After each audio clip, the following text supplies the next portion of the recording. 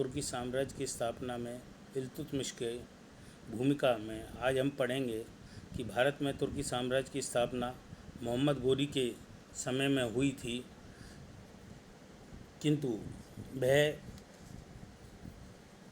गजनी का शासक था। इसलिए सही मायने में 1200 उसकी मृत्यु के बाद 1206 ईस्वी में कुतुबुद्दीन ऐबक द्वारा भारत में तुर्की साम्राज्य की स्थापना की गई। 1210 में कुतुबुद्दीन ऐबक की मृत्यु के बाद उसका दास दामाद बदायूं का सूबेदार इल्तुतमिश दिल्ली की गद्दी पर बैठा। इल्तुतमिश का पूरा नाम शमसुद्दीन इल्तुतमिश था। वह इलवारी तुर्क था और उसका पिता इल्म खां मध्य एशिया में निवास करने वाले इलवारी तुर्कों का सरदार था। इल्तुतमिश अधिक सुंदर था, अतः उसके भाइयों ने ईर्ष्या खाकर उसे दासों के व्यापारियों के हाथ बेच दिया था।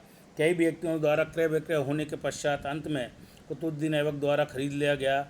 अपनी योग्यता के कारण शीघ्र ही वह कुतुबुद्दीन ऐबक का विश्वास पात्र बन गया और उन्नति करता हुआ अमीर शिकार के पद पर पहुंचा। कुतुबुद्दीन ने अपनी एक पुत्री का विवाह उसके साथ कर दिया और उसे बदायूं का हाकिम नियुक्त किया गया। 1205-6 में उसने खोखरों के विरुद्ध युद्ध में इतनी बहादुरी दिखाई जिससे प्रभावित होकर मोहम्मद गोरी ने कुतुबुद्दीन ऐबक से कहा था कि यह योग्य व्यक्ति है और इसका ध्यान रखना। अतः ऐबक ने उसे उसी समय अपनी दास्ता से मुक्त कर दिया था। अतः कुतुबुद्दीन इल्तुतमिश दिल्ली की गद्दी पर बैठने से पूर्व दास्ता से मुक्त हो चुका था। दिल्ली की गद्दी पर बैठते समय उसके समय अत्यंत कठिनाइयाँ, आंतरिक एवं बाह्य कठिनाइयों का सामना करना पड़ा। उसके राज्यरोहण के समय दिल्ली का साम्राज्य लगभग छिन्न भिन्न हो चुका था। नासिरुद्दीन कुबाचा, जो उच्च और मुल्तान का सुल्तान था, उसने आराम शाह और इल्तुतमिश के पारस्परिक संघर्ष का लाभ उठाकर लाहौर पर अपना अधिकार कर लिया था। इसके अतिरिक्त ताजुद्दीन यल्दौज ने, जो कि गजनी का सुल्तान था, वो भी भारतीय साम्राज्यों पर अपनी दावेदारी प्रस्तुत कर रहा था। उधर मोहम्मद गोरी के समय में जालौर, रणथंभौर, बयाना, अजमेर, ग्वालियर के राजपूत राज्य, जो कि तुर्की साम्राज्य के आधिपत्य में थे, उन्होंने अपनी स्वतंत्रता की घोषणा कर दी थी। इस प्रकार जब दिल्ली की गद्दी पर बैठा तो इल्तुतमिश के समक्ष वह एक फूलों की सेज नहीं बल्कि कांटों का ताज थी।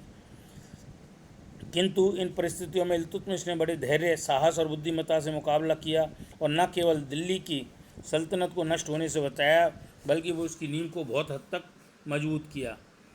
सबसे पहले उसने विद्रोही तुर्क सरदारों का दमन किया। उसने अपनी स्थिति सुदृढ़ करने के उद्देश्य से ऐसे विरोधी तुर्क अमीरों के विरुद्ध सैनिक कार्रवाई की थी जो कि उसे सत्ता से हटाकर विद्रोह करने की योजना बना रहे थे। इल्तुतमिश ने उन पर आक्रमण किया और अधिकांश को मौत के घाट उतार दिया। यल्दौज की शक्ति का दमन। उसने गद्दी पर बैठते ही इल्तुतमिश ने जिन विरोधियों का सामना करना पड़ा उसमें ताजुद्दीन यल्दौज सबसे अधिक शक्तिशाली था। गजनी का शासक होने के कारण वह अपने आप को मोहम्मद गोरी का वास्तविक उत्तराधिकारी मानता था। उसने इल्तुतमिश को, जब वो गद्दी पर बैठा तो उसे यल्दौज ने छत्र और दंड आदि भेजे, जिसे परिस्थितियों